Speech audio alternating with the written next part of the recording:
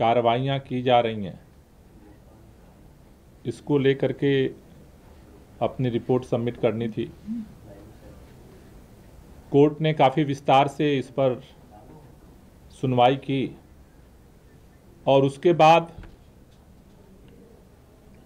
प्रदूषण नियंत्रण से संबंधित कई अहम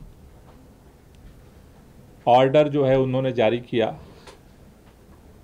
ऑर्डर आने के बाद काफ़ी डिटेल में ऑर्डर का अध्ययन करने के बाद हमने चर्चा की और आज उस ऑर्डर को दिल्ली में इम्प्लीमेंट करने के लिए हमने संबंधित माननीय मंत्रियों और अधिकारियों के साथ कई निर्देश जारी किए हैं। सबसे पहले तो मैं सुप्रीम कोर्ट का धन्यवाद करना चाहता हूं कि उन्होंने दिल्ली के अंदर जिस तरह से सुप्रीम कोर्ट के निर्देश के बाद और दिल्ली सरकार के कैबिनेट के निर्णय के पश्चात दिल्ली में लगाए गए कनॉट प्लेस के स्मॉग टावर को डीपीसीसी के चेयरमैन द्वारा मनमाने तरीके से बंद कर दिया गया था, उसको खोलने का निर्देश दिया।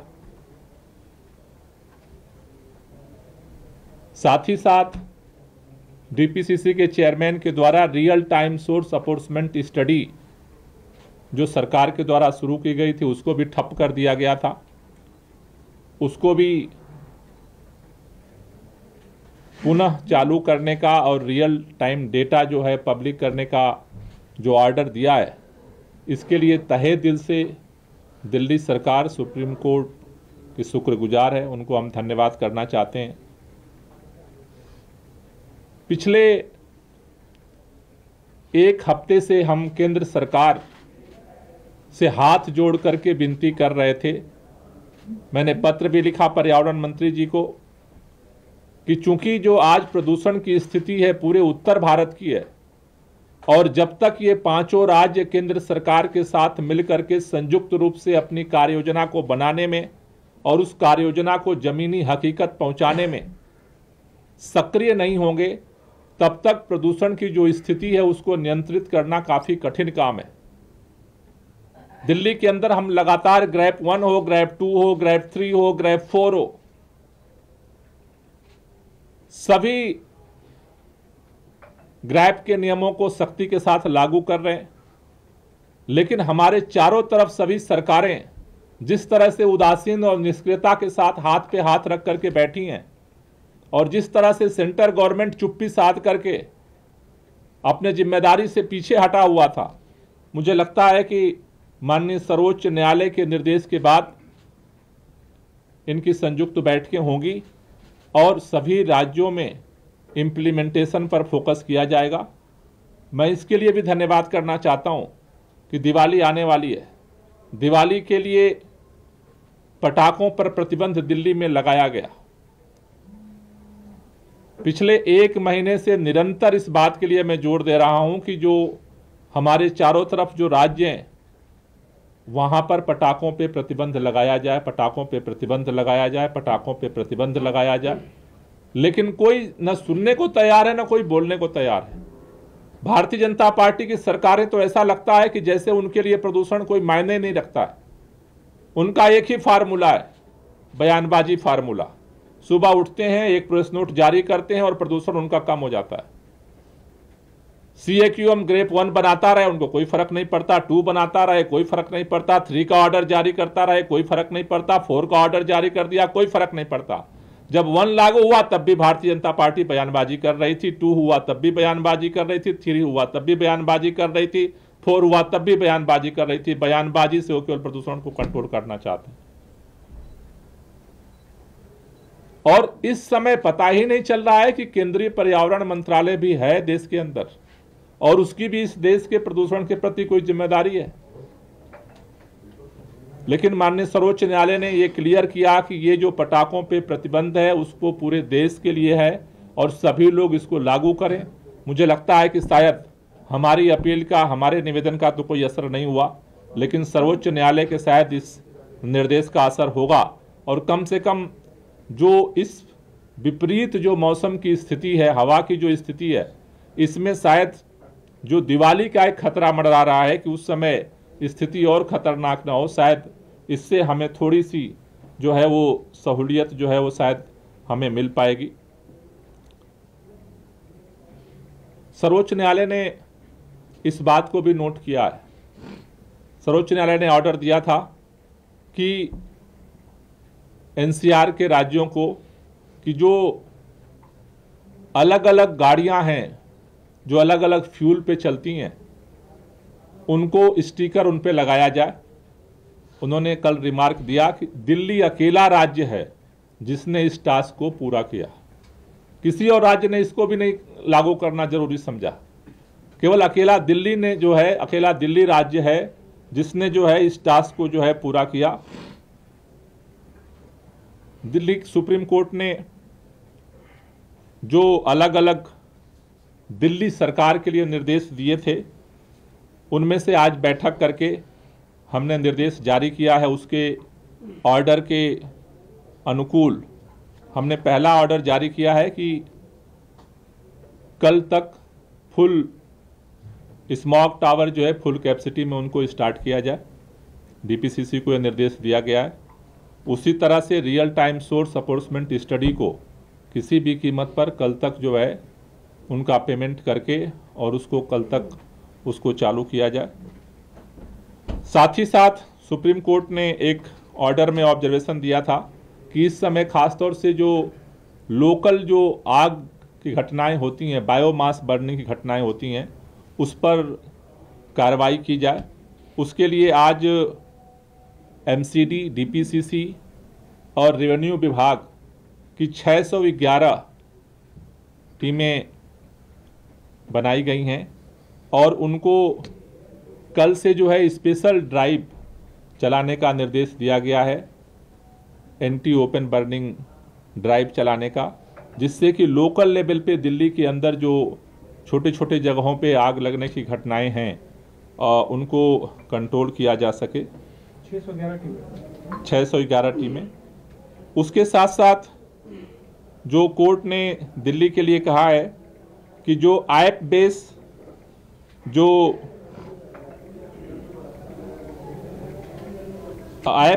रजिस्ट्रेशंस हैं, उनमें जो बाहर के स्टेट से जो टैक्सियां आती हैं उनको बैन लगाया जाए। ट्रांसपोर्ट विभाग को ये निर्देश दिया गया है कि जो भी ऐप बेस बाहर से टैक्सियां यहाँ पर आती हैं उन पर भी प्रतिबंध लगाया जाए, जैसा सुप्रीम कोर्ट ने कहा है। साथ ही साथ उन्होंने ऑड इवन को लेकर के ऑब्जर्वेशन जो एमएस क्यूरी की तरफ से रखा गया था उसको ऑर्डर में उन्होंने दिया है कि ऑड इवन को लेकर के अब तक स्टडीज क्या कहती हैं। तो अभी हमने ये निर्णय लिया है कि हमारे पास 2 बड़ी स्टडीज हुई हैं ऑड इवन पे। एक तो हार्वर्ड यूनिवर्सिटी और शिकागो विश्वविद्यालय ने ज्वाइंट स्टडी की थी ऑड इवन को लेकर के, और दूसरा जो है दिल्ली टेक्निकल यूनिवर्सिटी डीटीयू ने स्टडी की थी। तो इन दोनों की जो स्टडीज़ रिपोर्ट हैं वो भी हम अगली सुनवाई में सुप्रीम कोर्ट के सामने उसको हम सबमिट करेंगे कि उनकी क्या रिपोर्ट्स है, उनकी जो स्टडीज़ हैं। और उसके साथ साथ उन्होंने ये कहा है कि इसके जगह पे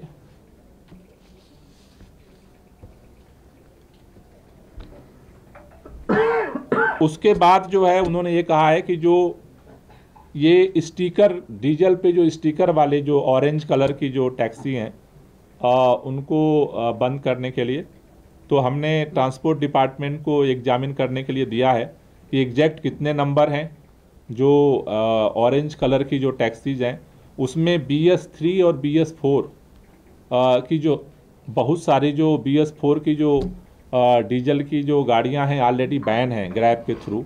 उसके बाद BS6 की कितनी गाड़ियां बचती हैं, और दूसरा जो है कि अगर केवल उन गाड़ियों को बंद किया जाता है और ऑड इवन लागू किया जाता है तो उनमें क्या अंतर होगा, क्या फ़ायदा होगा।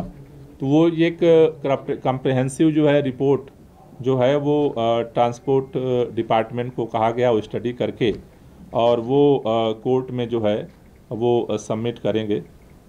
जो ऑड इवन को लेकर के 13 तारीख से जो हम ऑड इवन करने का जो हमने निर्णय लिया था उसको जो है सुप्रीम कोर्ट के सामने ये हम सारी रिपोर्ट सबमिट करेंगे और सुप्रीम कोर्ट के फैसले के बाद हम उसको लेकर के एलजी साहब को सबमिट करेंगे।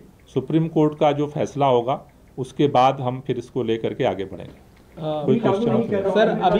अभी क्योंकि सर दिल्ली वालों को ये जानकारी देनी ज़रूरी है क्योंकि वो भी अपनी तैयारी करेंगे, उन्हें भी गाड़ी लेकर निकलना है। क्या उन्हें जानकारी दें कि ऑड इवन फिलहाल 13 तारीख से होगा या नहीं होगा? 13 तारीख से जो ऑड इवन जो होने के लिए निर्णय सरकार ने लिया है, अब वो सुप्रीम कोर्ट में हम इस जो उन्होंने हमें निर्देश दिया है वो एफिडेविट हम उनको फाइल करेंगे। सुप्रीम कोर्ट के फैसले के बाद फिर उसको लेके हम आगे बढ़ेंगे। तो क्या अभी होल्ड पर माने अभी ऑड इवन ये फ्राइडे परसों है वहाँ पे सुनवाई। अच्छा, सोमवार। तो सोमवार के बाद फैसला, लेकिन अभी सोमवार फ्राइडे माफ कीजिएगा, शुक्रवार को है सुनवाई। अच्छा, तो फैसला भी शुक्रवार के बाद ही होगा? यस, अभी तक वो है, अभी है, मतलब अभी उसके बाद। हाँ, सर ऐप बेस्ड जो आप बता रहे हैं टैक्सियां आएंगी, तो क्या ओला उबर जो जिस तरीके की चल रही हैं सर, जो दिल्ली से बाहर रजिस्टर्ड है वो दिल्ली में एंटर कर पाएंगी कि नहीं सर? जो बाहर जो कोर्ट का जो आदेश है वही है कि ऐप बेस्ड जो दिल्ली से जो रजिस्टर्ड हैं उसके लिए जो है ट्रांसपोर्ट डिपार्टमेंट को निर्देश दिया गया है कि वो उसके लिए डायरेक्शन जारी करें। मतलब दिल्ली में बड़ी संख्या में यूपी हरियाणा नंबर्स के उबर ओला की गाड़ियां चलती हैं, वो फिलहाल बैन, वो रुक जाए। आज से बैन लागू है? नहीं, वो डायरेक्शन दिया गया, डायरेक्शन जारी करेंगे। सर ये बता दीजिए कि ऑड इवन पर भी आपने मीटिंग की थी, तो क्या अभी ऑड इवन के नियम क्या होंगे इस पे चर्चा हो गई है या सुप्रीम कोर्ट के आदेश के बाद ही आप नियमों को सुप्रीम कोर्ट के फैसले के बाद उन नियमों को हम जारी करेंगे। सर ये जो आपने ऑरेंज स्टिकर वाली जो बात कही इसको थोड़ा क्लेरिफाई कर दीजिए। डीजल वाली कौन सी गाड़ियों के लिए सुप्रीम कोर्ट ने बोला था, आप कैसे लागू कर रहे हैं? नहीं, सुप्रीम कोर्ट ने ये कहा था कि जैसे जो डीजल की गाड़ियां हैं अलग अलग फ्यूल के लिए जो है स्टिकर जारी किए गए थे, तो चूंकि ऑलरेडी हमने जो ट्रांसपोर्ट डिपार्टमेंट को डायरेक्शन दिया है कि एक पूरा कम्प्रिहेंसिव रिपोर्ट तैयार करें कि दिल्ली में कितनी रजिस्टर्ड हैं गाड़ियां और जो उसमें जो ऑरेंज कलर की जो गाड़ियां हैं उनकी संख्या कितनी है।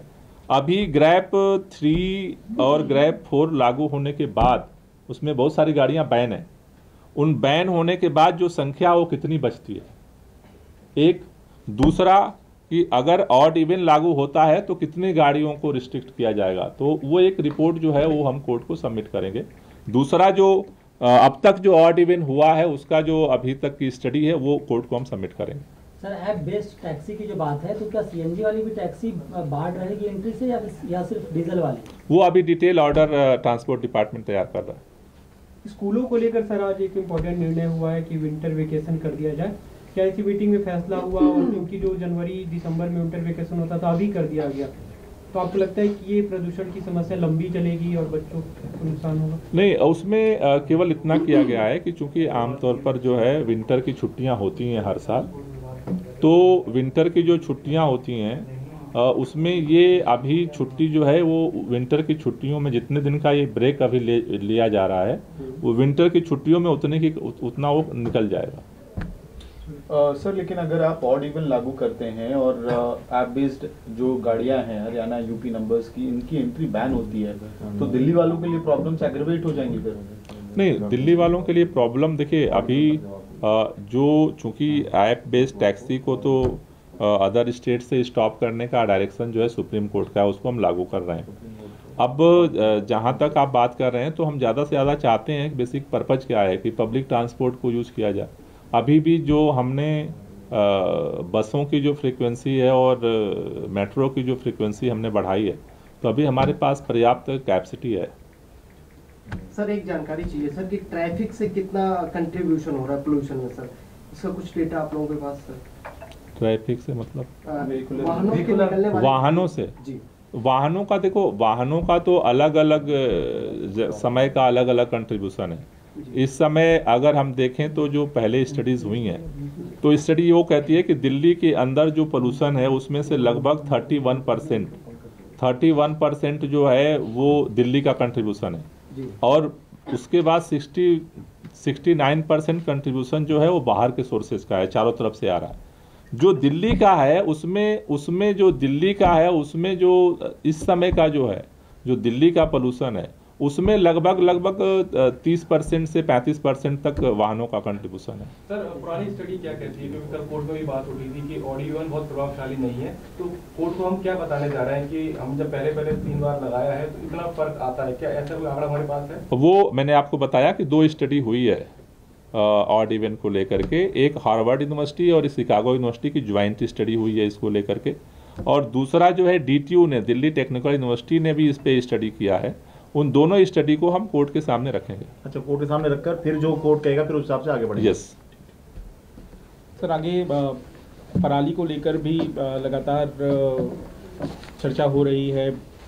आप हरियाणा और यूपी का जिक्र कर रहे हैं तो वहीं पंजाब का भी जिक्र है। पराली को लेकर अभी क्या स्थिति है, क्या आंकड़े आपके पास आ रहे हैं और जो मॉनिटरिंग हो रही है उसमें क्या नज़र आ रहा है?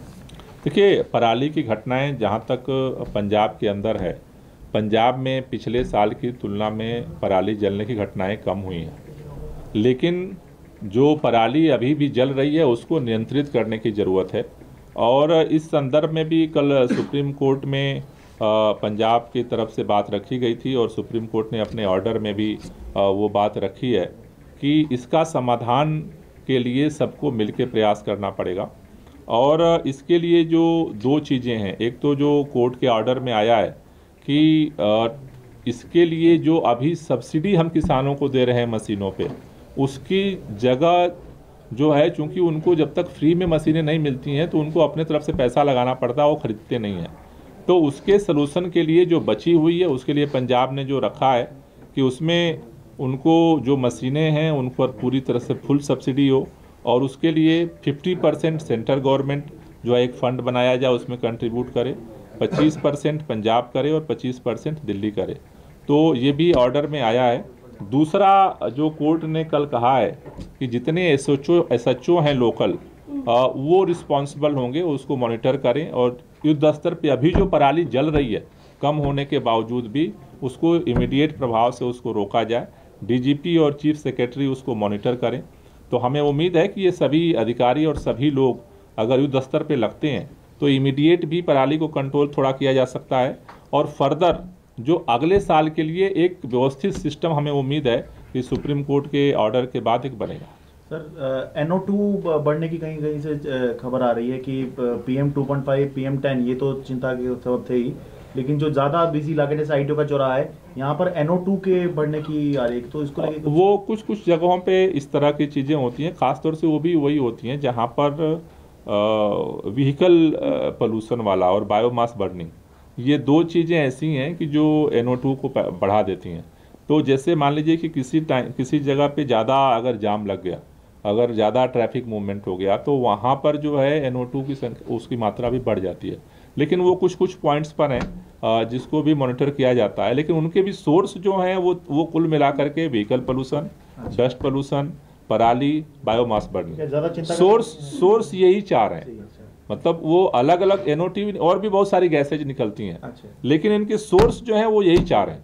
तो नियंत्रण करने के लिए तो इन्हीं पे नियंत्रण करना पड़ेगा, क्योंकि PM 2.5 और PM 10 को हम ज़्यादा मॉनिटर करते हैं, लेकिन उसके साथ साथ 5-7 गैसेज और निकलती हैं जिसकी रिपोर्टिंग होती है। सर, क्या क्लाउड सीडिंग के जरिए आप लोग कृत्रिम बारिश को लेकर IIT कानपुर के संपर्क में हैं और क्या कुछ बातचीत हुई है? क्या भविष्य में या जल्द से जल्द कृत्रिम बारिश को लेकर आप लोग तैयारी कर? देखिए, कृत्रिम बारिश को लेकर के हमने पहले भी IIT कानपुर के साथ मीटिंग की थी और उसमें हमने उनसे रिक्वेस्ट किया था कि चूंकि उनका जो एक्सपेरिमेंट है वो बरसात के मौसम में क्लाउड सीडिंग करने का है, तो हमने उनसे निवेदन किया था कि आप इसको दिल्ली में सर्दियों में हम कैसे कर सकते हैं, क्योंकि यहाँ हमें ज़रूरत सर्दियों में पड़ रही है। तो उसके लिए हमने उनसे रिक्वेस्ट किया है कि एक आप रिपोर्ट तैयार करके प्रेजेंटेशन करें, और उनसे संवाद हो रहा है। उनका प्रपोजल आने के बाद फिर उसको एग्जामिन करके फिर हम आगे बढ़ पाएंगे। तो सर ये जो डाटा रियल टाइम का था, क्योंकि इसको स्टडी को रोक दिया गया था, अब कब तक ये जो आपने कहा कल तक के लिए हमें निर्देश दिया है, कब तक का ये डाटा है जो कि जारी किया जाएगा, क्योंकि स्टडी काफी टाइम ये तो रियल टाइम होता है, जो वो चालू होगा तो ये जो रिपोर्ट देता है वो रियल टाइम देता है, वो पर आवर का डेटा जनरेट करता है।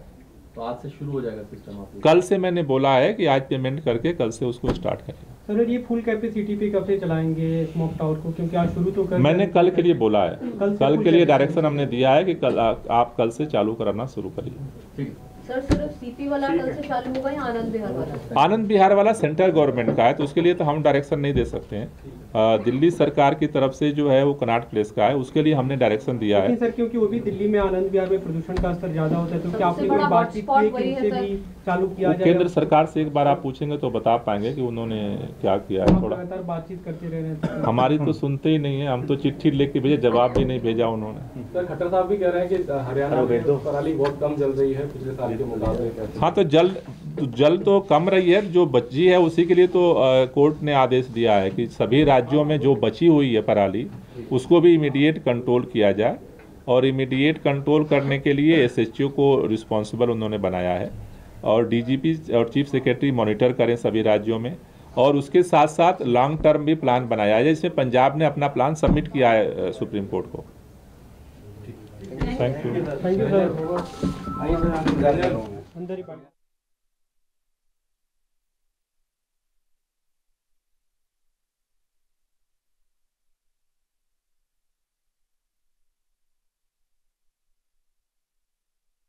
The Environment Minister, who has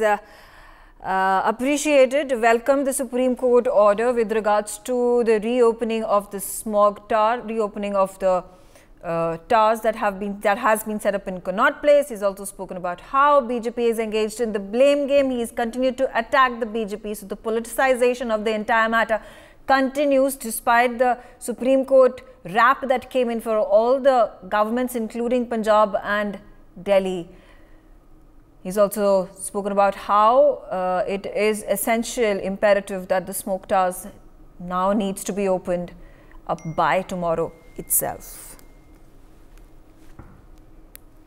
In fact, the Supreme Court yesterday had pulled up the Delhi government, saying that why is it coming up with these optics, for example, or even scheme, for example, the batti on vehicle off scheme, engine off scheme. He's not commented on that. What he has said is, again taking on from the political attack that he wants to make on the BJP, on the central government, Gopal Rai comes out and says that we are thankful that the Supreme Court has now asked that the smoke tower located in Connaught Place be operational.